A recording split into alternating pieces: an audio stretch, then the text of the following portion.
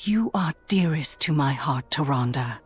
I beg you, let go of the Black Moon's rage and embrace the Mother's light once again. I could not bear to lose you to darkness. Hello everyone! Shandris Feathermoon, general of the Sentinel army, has fought her way out of tragedy and is trying to convince Tyrande to go back to the way she was. The way that she used to be when they met each other, all the way back during the War of the Ancients, which is over 10,000 years ago now.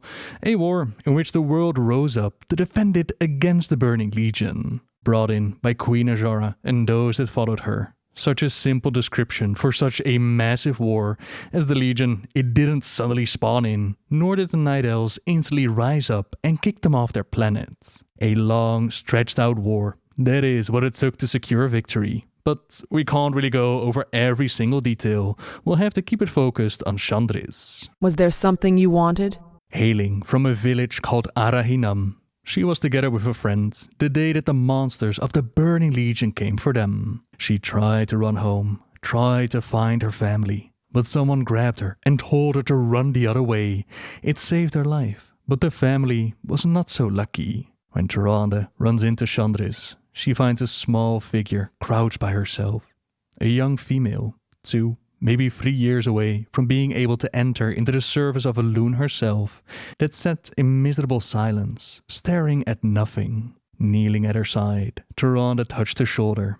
Being a priestess of Elune meant that she could call upon her goddess to heal the people, but in this case, a bit of water and a listening ear, that was just enough. She found it remarkable that Shandris had survived on her own, following the host fleeing away from the demons.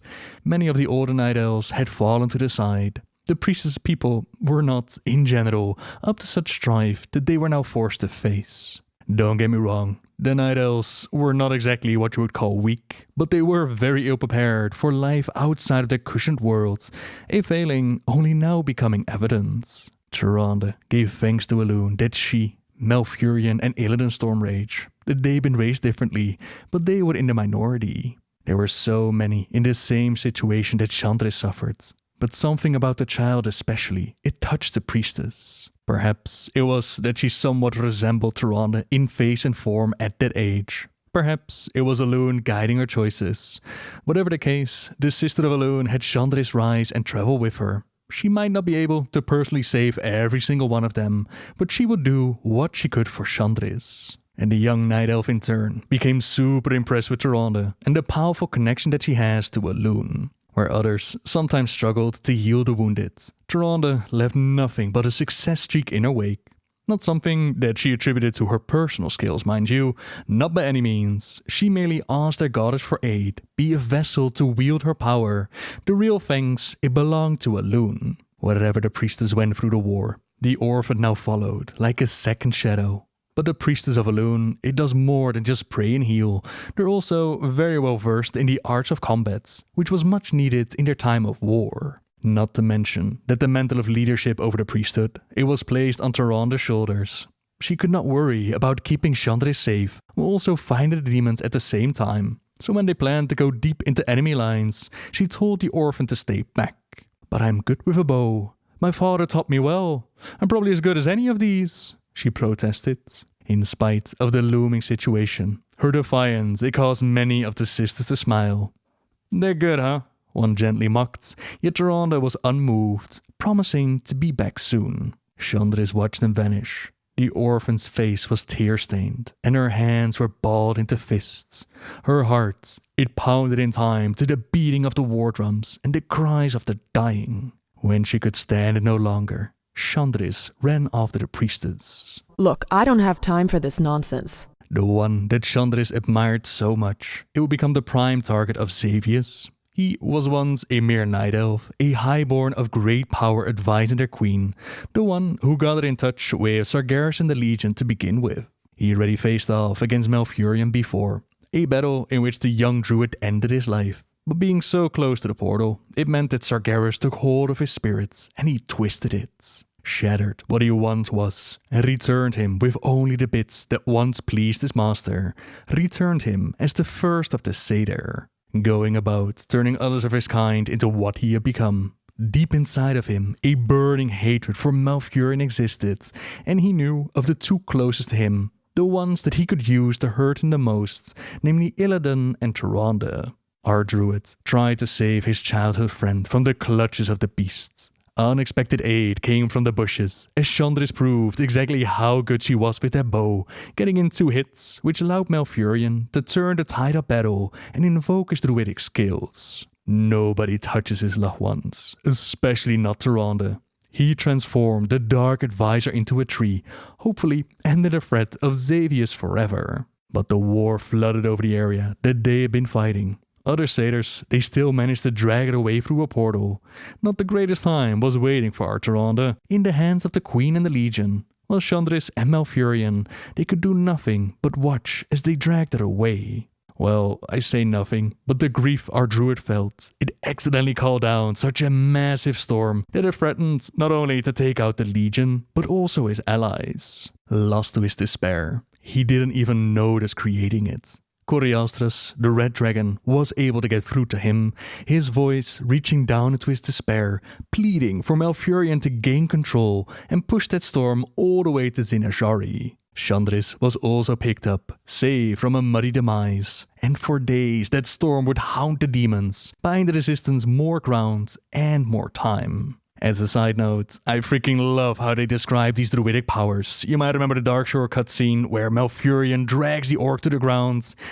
It's so cool being a druid in the lore. But let's go back to Shandris. With her savior and leader of the Sisterhood gone, their new leader, it decided that desperate times required desperate measures. So despite her young age, Shandris was allowed to fight with them. Jared Shadowsong, brother to Maiev Shadowsong, he had unwillingly risen up to lead their forces. A man not born into leadership, but with a natural talent for it. Every time that he ran into Shandris, she would ask him the same question. Is there any news about Tyrande?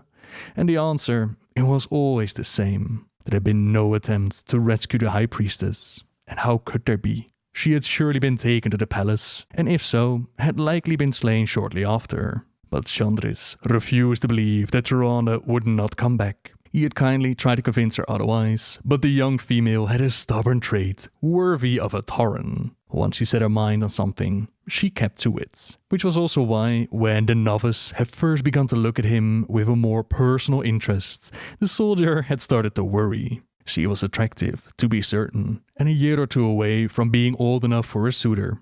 While he was not that many years ahead of her, it was still a gulf the size of the Well of Eternity. Yet all the same, these two definitely had eyes for one another.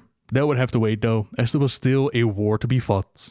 Tyrande would eventually be saved from the palace. Jared ended up in a one-on-one with our command, while Malfurion, Illidan and their allies, they managed to reverse the portal over their Well of Eternity and send the Legion back to where they came from. But all that messing about with their magical fountain power, it had made the well incredibly unstable. Quickly, their forces retreated to Mount Hyjal as the land of Kalimdor split apart.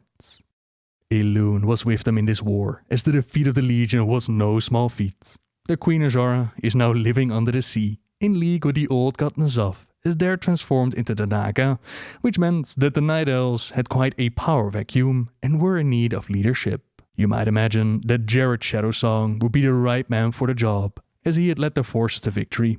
But he himself, he never wanted to be a leader. He never wanted to be a hero. With the world so quickly changing around them, he simply felt out of place, wanted nothing more than to carve out a life, to try and forget the carnage and deaths. By over the years sending more and more people towards the High Priestess and the Sisterhood of Elune, he was able to slowly fade into the background until he disappeared completely. Quite a blow for a young Shandris, who did not let go of her affection for him, even when she came of age. Her attention, it was focused on their people though, and so it was that Tyrande Whisperwind became their leader, with her adopted daughter Shandris at her side. Just after the war had ended, Illidan had decided to make a new well, as he had seen that the Legion, they would come back one day, and they had to be prepared. An act that the others couldn't really appreciate. The war they had just fought over the original well, it had meant the death of so many of the loved ones.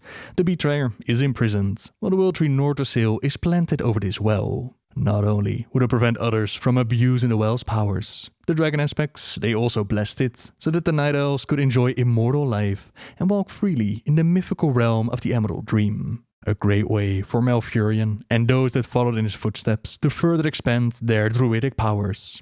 Their long nap times, they were a point of frustration though, as when their help was needed, few of Malfurion's followers were ever awake to answer the call. You've changed, Tyrande. There is little mercy left in you. Long ago I swore to protect this land, Furion. I never had the luxury of sleeping through times of great peril. If your endless vigil has hardened you, my love, it must be part of your goddess's plan. That meant that it was up to Tyrande and her sisterhood, as well as a brand new organization known as the Sentinels, to protect their new emerging Night Elf society, composed of devout and highly trained warrior women, their captain being Shandris. The Sentinels, they set out to patrol their misty forest home, befriending the native creatures of the land and standing guard against any threats, both within and without.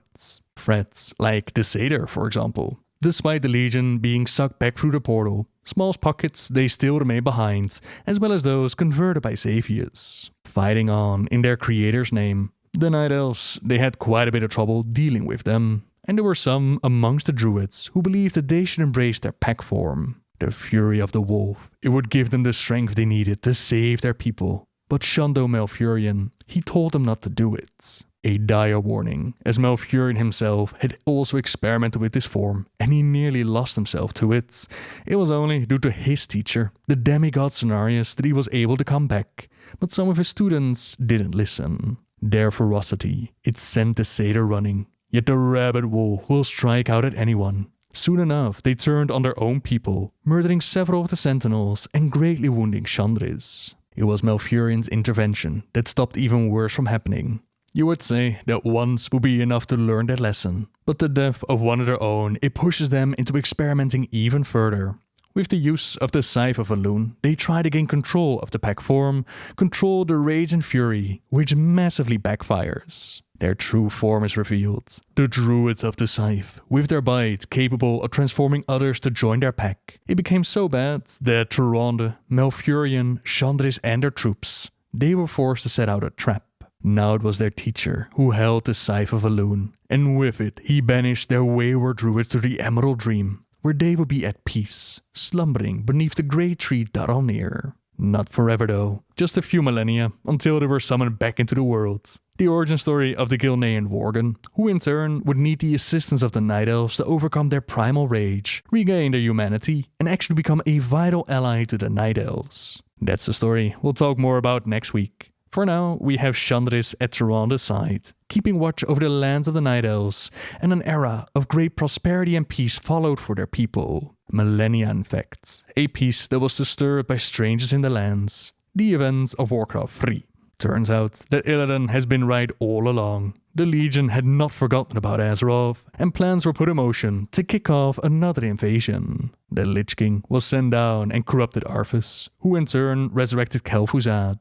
With the Book of Medivh, they opened up a portal for Archimonde to step onto the world again, remembering clearly who it was that had defeated them the first time around. In the meantime, the Guardian Medivh, or the Oracle as he goes by, he's been busy recruiting allies to stand against them. Jaina Proudmoore, leader of the survivors of Lordaeron, and Warchief Thrall, leader of the Hordes, they're both put on a journey to the ancient lands of Kalimdor. En route, Thrall notices that his brother-in-arms, Gromash Hellscream, leader of the Warsong clan, he's being a bit of a hothead.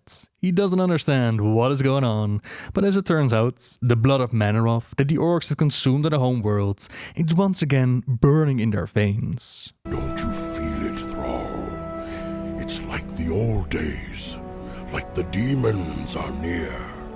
I don't know what's come over you and your men, but this bloodlust is a liability that I can't afford.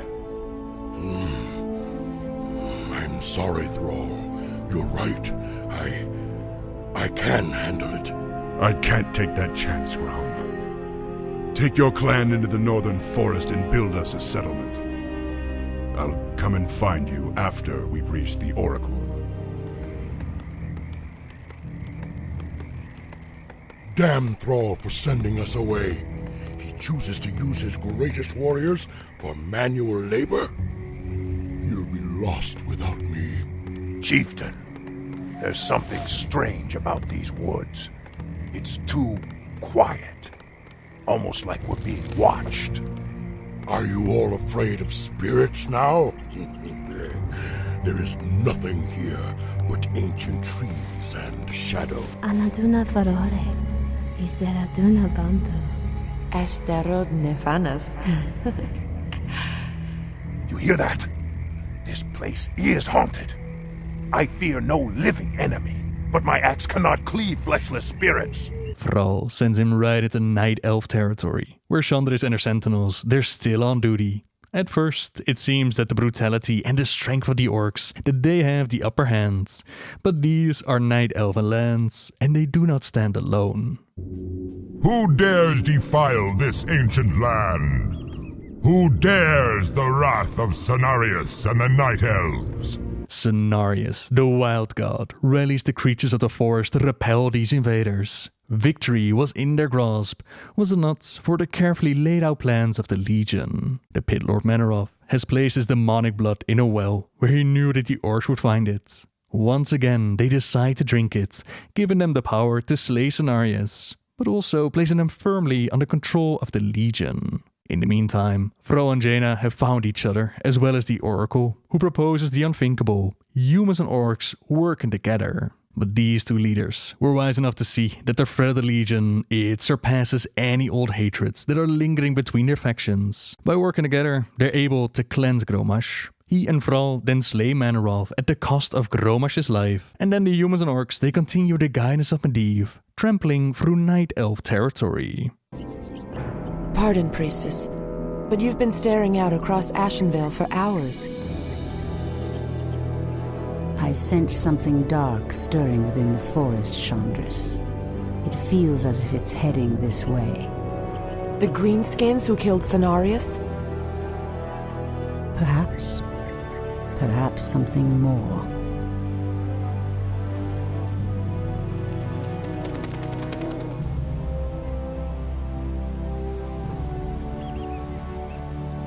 Put your backs into it. Jaina and the Orc War Chief expect this base to be built swiftly. We shouldn't even be here. Or siding with the orcs. We're here to hunt the remaining demons, human. You're lucky our goals are the same. All right, you men. Mind your business. Back to work. So, these orcs and humans presume to run rampant through our lands? They will regret ever stepping foot into Ashenvale. We will establish a base and deal with these outlanders as they deserve. But after destroying a few of their enemy settlements, the Night Elves quickly realize that there's more at play here. The undead, they walk the land. Demonic corruption seeps through it. It's almost like the War of the Ancients have come back. Almost like Archimonde could step out of the shadows at any moment. Archimonde? After 10,000 years, how is it possible? The Legion has returned to consume this world, woman. And this time, your troublesome race will not stop us.